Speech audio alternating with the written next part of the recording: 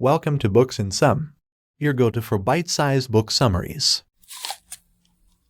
Improving Your Relationship for Dummies by Paula Hall. These book bites are a practical guide to improving relationships, providing valuable tips and tricks. They focus on 3 core strengths: compatibility, intimacy, and day-to-day stability. Compatibility is the degree to which you and your partner actually suit each other, and the second core strength is intimacy. There are 3 different kinds of intimacy: physical intimacy, emotional intimacy, and relational intimacy. These book bites can help you discover what sushi might do for your relationship, if your relationship has the 3 most important strengths, and why replacing broken boilers in winter shouldn't break your relationship. Identifying which areas of intimacy need work is the first step toward improving it. The second core strength is day-to-day stability, which is essential for long-term success. Low self-esteem is often the result of low self-esteem, which can lead to paranoia and abject dependence. To improve your self-esteem next time you're feeling down, try to leave the past in the past and remember that negativity doesn't have to define who you are. Negativity overgeneralizations can also be a cause for low self-esteem. Accepting the differences between you and your partner is an important part of maintaining a healthy relationship. There are some common personality differences that couples tend to face, such as behavioral differences, emotional differences, and differences in taste. Try to accommodate and live with these differences rather than trying to eliminate them, and embrace them as an opportunity to expand your horizons.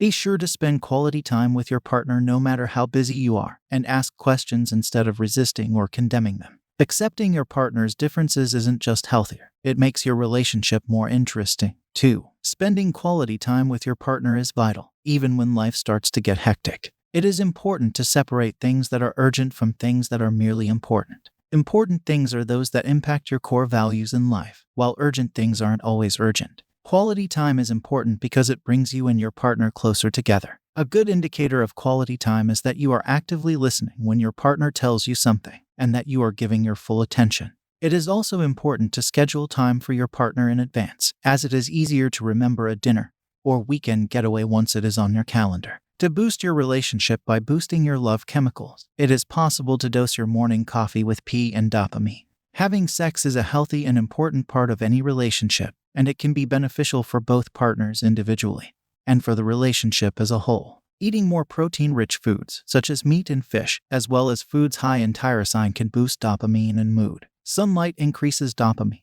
so be sure to get as much of it as you can. Try new, high-intensity activities with your partner, such as skydiving, rock climbing, or poker, and bring up your P levels by eating chocolate, watching romance films, or reading a romantic book. If your sex life begins to slump, discuss it with your partner in a safe, non-judgmental way. Effective communication is based on active listening, which involves giving 100% of your attention to the person who's talking. To become a better listener, it is important to make sure your body language shows that you're engaged with the speaker. Nod and give an MHMM when you hear an important point. Clarify and summarize it when your partner makes a very important point, and respond with emotional support when they need it. It is also important to avoid giving your partner the silent treatment, as this can lead to a barrier to a relationship's success. The most important details in this book are the tips for making disagreements as healthy and productive as possible. These tips include considering timing, considering external factors, and determining the best way to approach your partner. Additionally, it is important to ask yourself if you are ready to actively listen to your partner's thoughts and change your behavior if necessary. Finally, the way you initiate a tough conversation has an impact on how it plays out, so don't make the mistake of starting with a side topic and hoping things will end up where you want.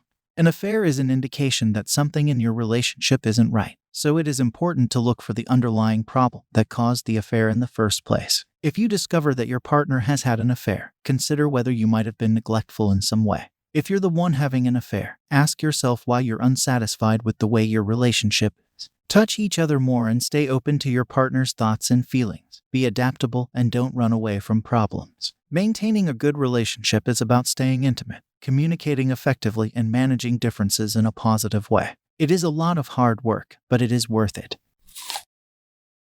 We hope you found this summary helpful in your listening journey. If you're interested in diving deeper into the topic or getting your hands on the whole book, be sure to check the description below where we've included links to the book and other related products that may be useful to you. Don't forget to hit that subscribe button to stay updated on our latest book summaries. And feel free to leave a comment with any suggestions or requests for books you'd like us to cover. Thanks again for tuning in and happy listening.